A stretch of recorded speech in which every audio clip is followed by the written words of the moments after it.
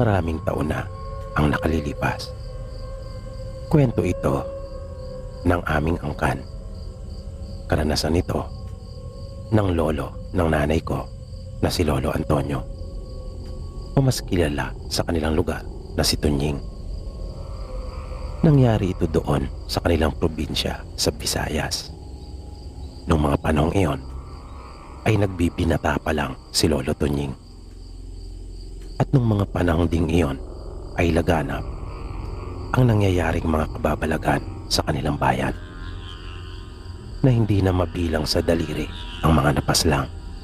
Sabi ng iba, sigalot at awayan tungkol sa lupa ang siyang itinuturo nilang dahilan. Yung iba naman ay mga tulisan ang pinaghihinala ang may gawa. Pero ang karamihan, lalo na ang pamilya nila Lolo Tunying, ay aswang ang pinaniniwalaan nilang gumagawa noon. Minsan, nang galing sila sa isang handaan, ay ginabi na talaga sila ng pag-uwi. Medyo maliwanag ang buwan noong mga pagkakataon na iyon. Nang papadaan na sila sa may simbahan, ay nagkabiruan sila. Sinasabi kasi ng karamihan sa kanilang lugar na mayroon umanong lumalabas doon. Nakakatakot kasi ang itsura nito. Makapanindig balahibo dahil sa luma na naitayo panahon pa ng Kastila. Pero maliit lang ito kumpara doon sa simbahan na nasa mismong kabisera. At nang nasa harapan na sila ng simbahan, ay bigla silang nakakita ng isang napakalaking aso na mabilis tumatakbo. Ngunit nang mapadaan ito sa malaking puno, ay nakapagtatakang bigla iyong naglaho.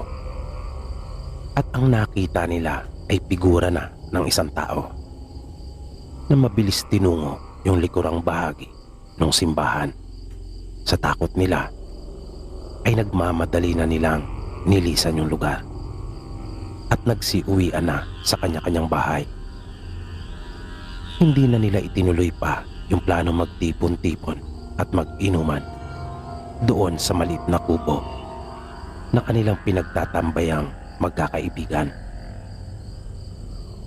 Kinabukasan na magkita-kita sila, ay kalat na yung balita ukol sa isa na naman nilang kanayon na namatay. Sa pagkakataong iyon ay isang babae ang binawian naman ng buhay matapos itong makunan. Base sa usap-usapan ay uminom daw yung babae ng katas ng halamang pampalaglag. Pero mariin naman iyong itinanggi ng asawa at sinabing maayos naman ang kanilang pagsasama, kung kaya walang dahilan para gawin niyon. Maayos din umano ang pagdadalang tao nito. Malusog naman at ni minsan ay walang idinaing sa kanya. Hindi nga raw niya akalaing mangyayari iyon, kung kaya nabigla siya nang mamalaya na lang na wala ng buhay ang kanyang asawa at nagkalat yung dugo sa kanilang higaan. Marami ang mga naging haka-haka at espekulasyon ng mga tao ukol sa totoong sinapit nung kanayo nilang buntis. Pero si Tunying ay may masamang hinala. May kung anong nag-uudyok at sumasagi sa kanyang isipan na may kinalaman sa nangyari doon sa buntis. Yung nakita nila ng mga kaibigan doon sa may simbahan noong nagdaang gabi. Ngunit katulad ng marami, yung bagay na gumugulo sa kanyang isipan ay isa lang ring haka-haka hanggat hindi niya iyon napapatunayan. Nang sumunod na araw, habang abala sila ng matalik niyang kaibigan na si Ingo sa pagkokopra doon sa lupa ng isa nilang kanayon, ay may napansin si Tunying na kakaiba. Para kasing hindi sa kanila makaharap ng maayos yung kababaryo nilang nagpapatrabaho. Nakapagkausap nila ito ay hindi makatingin ng diretso, na para bang mayroong itinatago, na tila ba may iniingatan itong lihim. Kaya habang nagtatrabaho sila ay hindi maiwasan ni Tunying na mapaisip at balikan yung nangyari nung gabi. Matapos nilang manggaling sa handaan, naisip niyang maaaring ito yung kanilang nakita na nagpalit anyo at nagmamadali. Ang bahay kasi nito ay nasa gawing likuran ng simbahan. Dahil doon ay nagkaroon ng interes si Tunying na alamin ang katotohanan. Pero kailangan niya pang magmatsyag at maging maingat, pagkat naisip niyang hindi siya dapat mahalata nito, na kanya na itong pinagdududahan. Nang magpahinga sila para magtanghalian, ay hindi doon kumain si Tunying. Umuwi siya sa kanila at doon na nanghalian. Nagpaalam siya sa kaibigang si Ingo at sinabing siya ibabalik na lamang. Nang magtanong ito sa kanya kung bakit doon pa siya kakain sa kanila at hindi doon sa inihanda nung nagpapatrabaho, ay nakaramdam siya ng konsensya dahil hindi pa niya masabi sa kaibigan ang kanyang dahilan. Nanalangin na lamang siya na sana ay hindi mahawa ang kanyang kaibigan. Matapos niyang makapananghalian sa kanila, ay saka siya bumalik sa kanilang trabaho. Pagdating niya ay naabutan niyang nagpapahinga pa si Ingo. Panay ang pagpupuri nito sa nagpapatrabaho sa kanila dahil sa masarap na pagkaing inihain. Nakaramdam ng kaba si Tunying. Tinanong niya sa kaibigan kung ano ba ang ipinaulam nito sa kanila. Sinabi ng kanyang kaibigan na manok at 2 putahe pa ang iniluto, tinola at adobo. At pareho kasing paborito ni Ingo ang mga ulam na iyon, kung kaya nabusog daw siyang talaga. Hindi maiwasan naman ni Tunying na mag-alala para sa kanyang kaibigan. Kinahapunan nang pauwi na sila, habang naglalakad ay nagtanong pang muli si Tunying sa kaibigan kung may napansin ba raw itong kakaiba habang sila ay nagtatrabaho kanina, maging sa pagkaing inihain sa kanila ng kanilang kababaryo. Nagtaka naman si Ingo sa mga itinatanong sa kanya ng kaibigan. Kaya matapos na sagutin at sabihin wala namang kakaiba siyang napansin, ay siya naman ang nagtanong dito. Noong una ay atubili pa magtapat si Tunying sa kanyang kaibigan. Pero napilitan din siyang magsabi nang magpumilit ito. Sinabi niya sa kanya na para kasing hindi sa kanila makaharap yung kanilang kanayon, na tila ba mayroon itong iniiwasan at itinatagong lihim na hindi umano makatingin sa kanila ng tuwid kapag nakikipag-usap. Nang sabihin sa kanya ni Ingo na diretso'y na nito ang ibig niyang sabihin, ay ipinagtapat na ni Tunying yung kanyang masamang hinala sa nagpapatrabaho nilang kababaryo. Sinabi nitong hindi ito kaya ang may lahing aswang na siyang dahilan ng mga nangyayari sa kanilang patayan. Napalingon kaagad si Ingo sa kanya at napatitig. Natamemi ito at biglang nag-isip. Kaya nagpaliwanag pa si Tunying sa kanya. Sinabi nito yung kanyang mga dahilan kung bakit niya nasabi ang mga bagay na iyon tungkol sa kanilang kanayon. Pero hindi kumbinsido si Ingo sa kanyang mga paliwanag. Nang sumunod na araw ay nagtrabaho silang muli doon. Patuloy na naging mapagmatsyag si Tunying. Malakas kasi talaga yung hinala niya na may kinalaman ang kanilang kababaryo na si Mang Lucas sa masaklap na sinapit ng kanilang mga kanayon. Kaya halos hindi maituon ni Tunying yung kanyang atensyon sa kanyang pagtatrabaho. Hanggang sa lumapit ito at tinanong kung mayroon bang bumabagabag sa kanya. Nagulat pa si Tunying sa ginawang pagkumpronta nito sa kanya. Nang tangi na lamang niyang nasabi ay paano daw nalaman ito. Sumagot naman si Mang Lucas at sinabing halata kasi sa kanyang mga ikinikilos. Napalunok ng laway si Tunying at halos hindi makapaniwala na gagawin iyon ni Mang Lucas. Hindi niya talaga inaasahan iyon. Mabilis namang nakaisip ng maidadahilan si Tunying at kanyang sinabi na may problema silang pinansyal. Pero noong mga panahong iyon ay mayroon naman talaga, dahil nakaprenda ang alaga nilang kalabaw sa isa din nilang kanayon. Pero alam niya sa kanyang sarili na hindi naman iyon ang siyang bumabagabag sa kanya, kundi ang tungkol sa tunay na pagkatao ni Mang Lucas at ng pamilya nito. Nang marinig naman iyon ni Mang Lucas, ay mabilis nitong sinabi na kanya siyang paluluwala ng pera para hindi na siya masyado pang mag-alala at mag-isip. Inialok nito ang kanyang tulong na walang hinihintay na kapalit. Sabi pa nito ay ibalik na lamang nila Tunying kapag nakaluwag na sila, kung kailan sila magkakapera.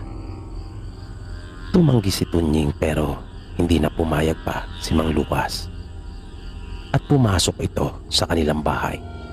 Paglabas ay may dala na itong pera na siyang ipapahiram kay Tunying. Sa puntong iyon ay parang nakaramdam ng matinding hiya sa sarili si Tunying. Kaya ayaw niya talagang tanggapin sana ang inaalok nitong halaga bilang tulong, dahil ayaw niya magkaroon ng utang na loob dito. Mabilis na lumipas ang mga araw. Natapos na rin sila sa pagkukopra kanila Mang Lucas at kumpleto niyang natanggap ang kanyang sahod. Pero naisip niyang ibalik lahat ng ibinayad sa kanyang upa sa pagtatrabaho niya doon para mabawasan na kaagad yung halagang ipinautang nito sa kanya. Tumanggi pa nga si Mang Lucas at sinabing hindi niya kailangang gawin iyon, dahil tulad nga raw ng kanyang sinabi dito na kanya na lamang ibalik iyon kung kailan sila makakaluwag. Pero ipinilit iyon ni Tunying. Sa loob-loob pa niya, hindi siya makukuha nito sa ganong estilo, na para bang mas lalo pang tumibay yung kanyang paniniwala na may inililihim nga ito. Nasabi pa niya sa kanyang sarili ay gusto lamang nitong itago yung tunay na pagkatao sa pamamagitan ng pagbabalat kayo at pagbabait-baitan. Kinagabihan, napagkasunduan ni Tunying at Ingo na yayain ang isa pa nilang kaibigan na si Kanor upang mag-inuman. Napasarap sila at nakarami. Ginabi na sila. Pero kahit wala na silang iniinom, ay nagpasya silang magpahinga pa ng ilang sandali doon sa kubo na kanilang tinatambayan. Nang may maramdaman silang umaali-aligid sa may labas, kung kaya agad na napadungaw sa bintana si Kanor at malakas ang loob na tinanong kung sino ang naroon. At nang wala silang marinig na anumang sagot, ay naglabas pa ito ng kanyang balisong. Kanya iyong binuksan at naghamon. Sinaway naman ito nila Tunying at sinabing baka aso lang ang naramdaman nilang iyon, at kanila pa itong tinawanan. Sabay sinabihan na baka sumagot ang aso sa kanya at magtatakbo siya sa takot. Nangiti lang naman si Kanor at itiniklop na niyang muli yung kanyang balisong. Nang patayo na sila para umuwi, ay bigla na lamang umuga yung kubo na para bang may bumangga doon na kung anong napakalakas na puwersa. Kung kaya, muli silang napaupong tatlo sa sahig at napamura pa dahil sa pagkagulat. Nang bigla na lamang tumambad sa harapan ng kubong walang pinto ang isang aswang. Humihingal ito at naglalaway na nakayukong bagya at nakadipa pa ang mga kamay. Nataranta silang tatlo at nagmamadaling tumayo. Sa isang iglap ay nakita nila Tunying na nasa labas na si Kanor na mabilis nang tumatakbong palayo matapos na tumalon sa may bintana. Kung kaya, mabilis na rin silang sumunod ni Ingo.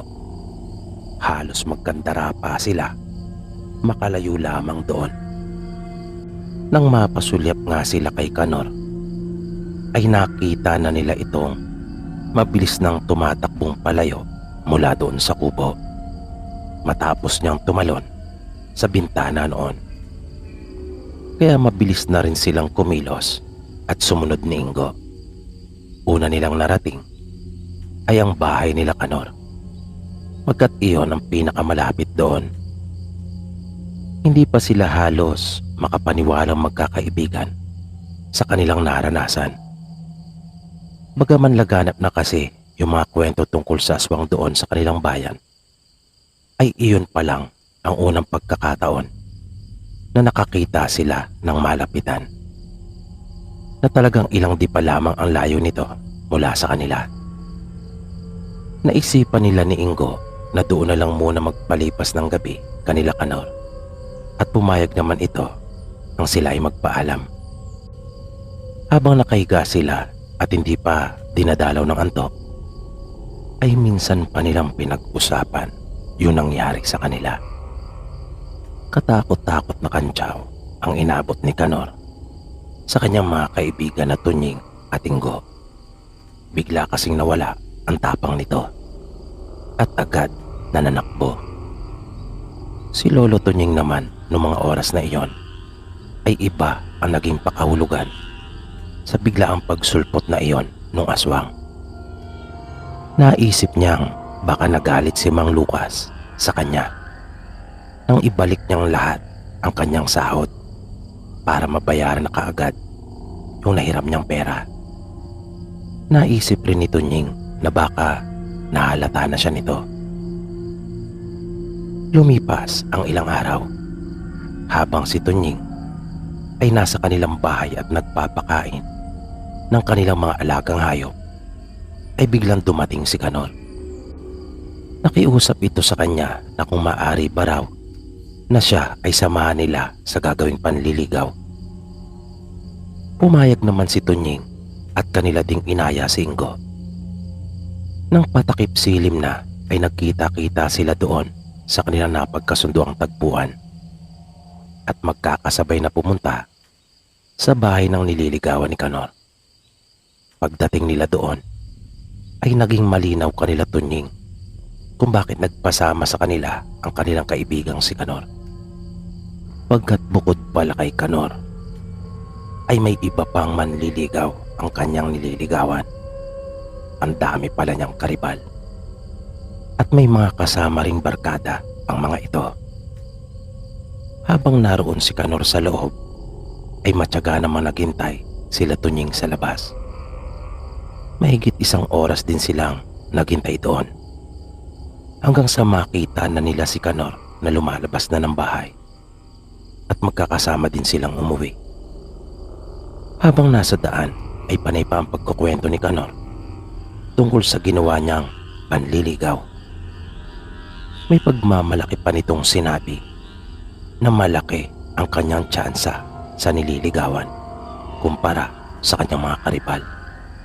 Kaya masayang masaya ito.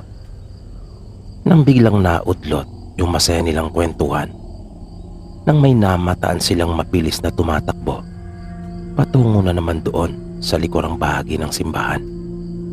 Napabulala si Tunying at nabanggit pa ang pangalan ni Mang Lucas Kaya napatingin sa kanya kapwa sila Ingo at Kanor, na si Ingo nga ay hindi na nakapagpigil pa at tinanong ang kaibigan kung paano naman ito na siguro.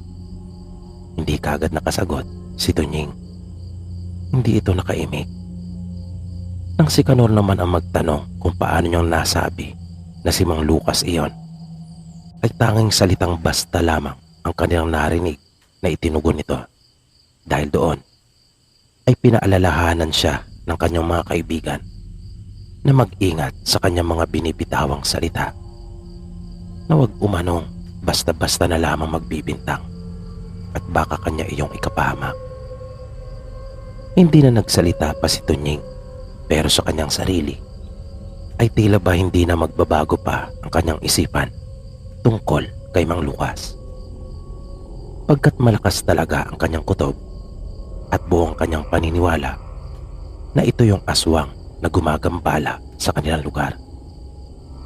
At para matapos na yung kanilang mga pagtatalo tungkol sa kung sino pa talaga yung aswang, ay biglang nagsalita si Kanor na kung payag daw sila ay magbantay at magmatsyag nung gabi ding iyon doon sa may simbahan, para kanila na umanong mapatunayan at malaman na rin kung sino nga ba talaga ang aswang sa kanilang baryo. Dagdag pa nito, malaking tulong umano ang gagawin nila para sa lahat nilang mga kanayon. Pero natawa si Ingo at may halong pang-iinsulto na sinabing paano nila gagawin iyon, at ang lakas daw ng loob na magyaya ni Kanor. Gayong una naman daw itong tumatakbo kapag naandyan na sa kanilang harapan ang aswang.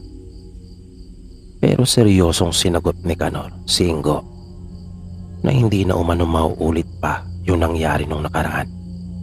Naunahan lamang daw ito ng sindak, kung kaya napatakbo siya. Sabay labas na naman ng kanyang balisong. Hindi na rin umimik pa si Ingo at sinabing payag umano siya at nakahanda na. Kanilang tinanong si Tunying kung pumapayag ba ito sa naisip na iyon ni Kanor. Tumango lamang ito at sumenyas na lumakad na sila papunta doon sa may simbahan. Nakakatakot talaga ang itsura noon, na masasabi mo talaga na para bang hindi iyon pinamamahayan ng kabanalan, kundi kasamaan at kadiliman ang siyang lumulukob doon sa lugar. Idagdag pa yung nakakatakot din na kapaligiran nito at yung malamig na simoy ng hangin na nanunuot sa kanilang mga kalamnan. Na habang palapit na sila ng palapit sa simbahan, ay parang ayaw ng iakbang pa ni Tunying yung kanyang mga paa. Parang gusto na niyang umatras. At sa palagay niya ay ganun din naman ang nararamdaman ng kanyang mga kaibigan. Pero dahil sa nagkahiyaan na, ay wala na silang magawang pare-pareho. Napasubo na sila. Pumili sila ng isang angkop na lugar kung saan sila maaaring maghintay at magbantay sa tabi ng nasabing simbahan. Mga ilang minuto din ang lumipas nang biglang nakakita sila ng lumabas mula roon. Ang akala pa nga nila noong una ay yung sakristan ang lumabas. Pero nang mapatapat ito sa ilaw, ay nakilala nila kung sino iyon. Yung pari pala na siyang nakadestino sa parokya. Tatayo na sana si Kanor upang bumati at magbigay galang sa pari, ngunit pinigilan siya nila Tunying at Ingo. Dahil naisip nilang sigurado magtataka iyon kung bakit sila naroroon. At baka mapag-isipan pa sila ng hindi maganda. Nakita nilang umalis yung pare, kung kaya nanatili pa sila doon. Pagkat ang inaasahan talaga nilang makita ay si Mang Lucas. Pero mahigit isang oras na ay hindi pa rin nila nakikita kahit ng anino man lamang nito. Kaya nasabi ng dalawa kay Tunying na maaaring nagkakamali nga siya ng hinala tungkol kay Mang Lucas. Pero mapilit si Tunying at sinabing maghintay pa sila. Tutal naman daw ay naroon naman na sila. Isang oras pa mahigit ang muling lumipas nang bigla nilang makitang muli yung malaking aso. At nagtuloy-tuloy ito sa likurang bahagi ng simbahan. At nakita nilang pumasok iyon doon. Na animoy may isip na alam kung paano buksan yung pinto. Lalo sila nagka-interes na maghintay pa doon. Nung mga sandaling iyon, ay tila nawala na yung kanilang atensyon kay Mang Lucas. Iba na rin ang kutob ni Tunying. Hanggang sa abutan na sila doon ng umaga. Paalas 4 na ay hindi pa nila nakitang lumabas yung aso. At hindi rin nila nakitang bumalik ang pare.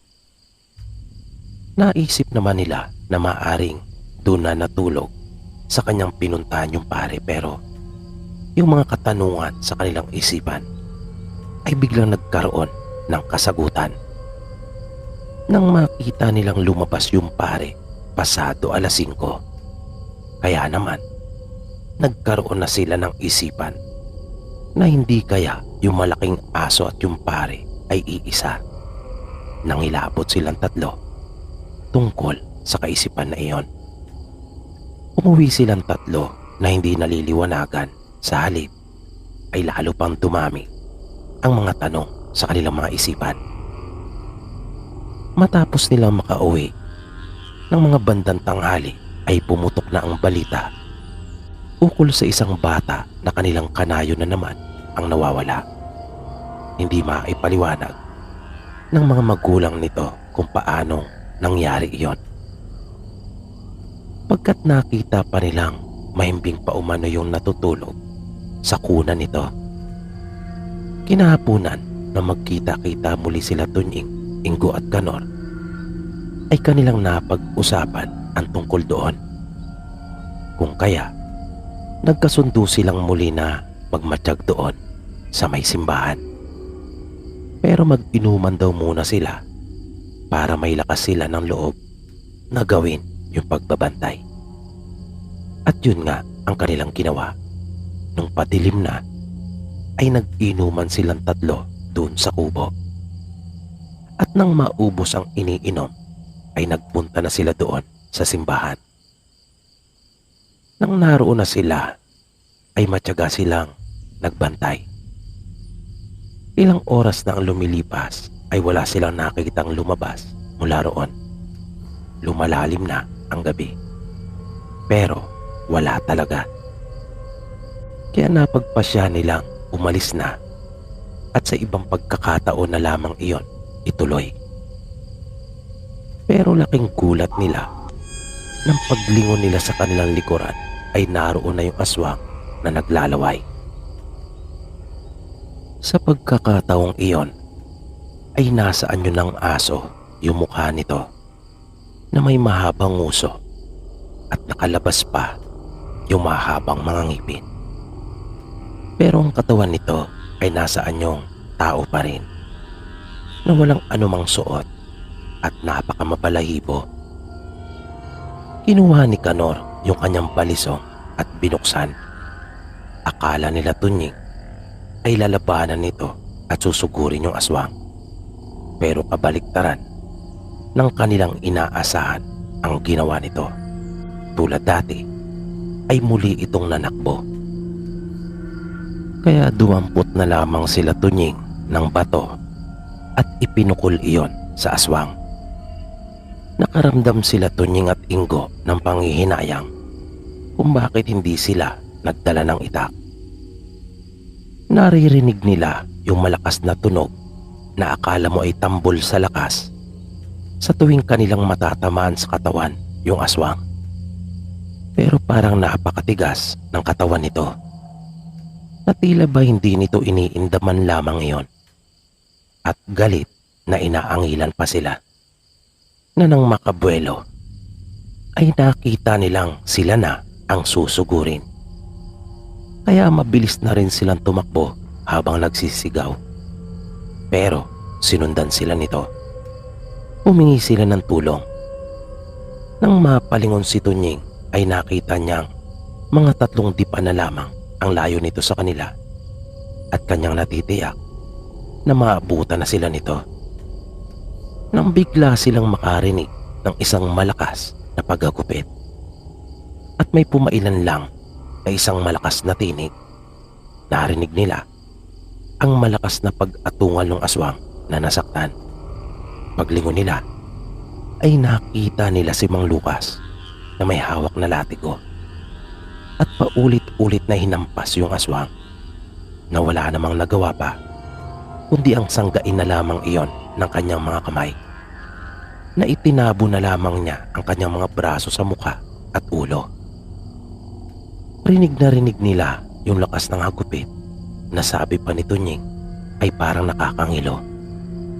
Hanggang sa umalis na yung aswang at mabilis nang tumakas. Nakita nilang sinundan pa iyon ni Mang Lucas at hinabol. Sumunod din silang magkaibigan.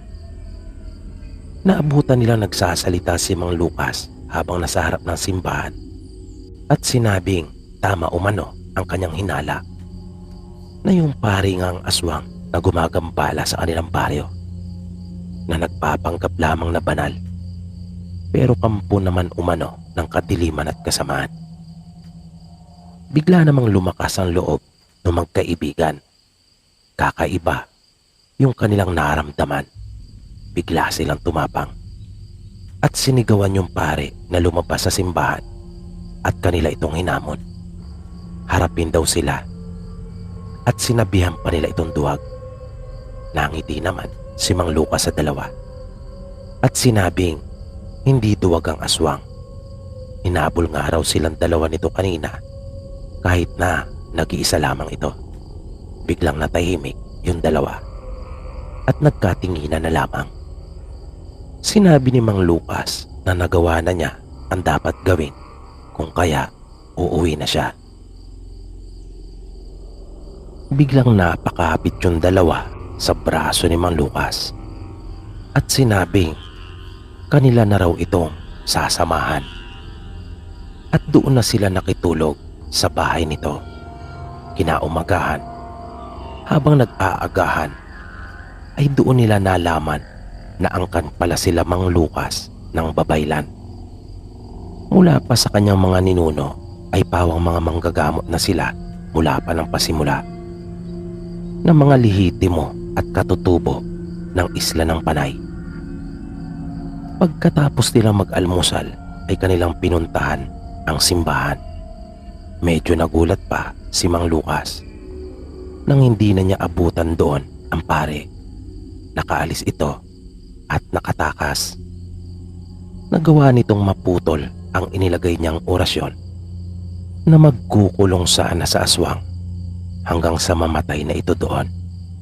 Kung kaya, nasabi ni Mang Lucas na may mataas din palang nalalaman yung pare. Simula noon ay naging kaibigan na nila Tunying si Mang Lucas at nang huli pa nga ay tinuruan din sila nito ng kanyang mga nalalaman pagkat walang magmamana ng kanyang abilidad, pagkat ayaw naman ng kaisa-isa nitong anak na babae. Hindi na rin nila ikinuwento pa na minsan nang napaghinalaan ni Tunying si Mang Lucas na siya ang aswang. Sabi ni Lolo Tunying Sir Pipi, minsan ay nagkakamali talaga ang tao sa ginagawa nitong paghuhusga at desisyon. At minsan din, ang nakikita nating mabuti ay siya pala talagang masama, na nagbabalat kayo lamang ang mga ito. Dito po pansamantalang nagtatapos ang ating programa. At sana po'y inyong nagustuhan ang kwentong ating itinampok sa pagkakataong ito. Sana po ay patuloy niyo pang subaybayan ang mga susunod pa nating kwento. Maraming salamat po at hanggang sa muli.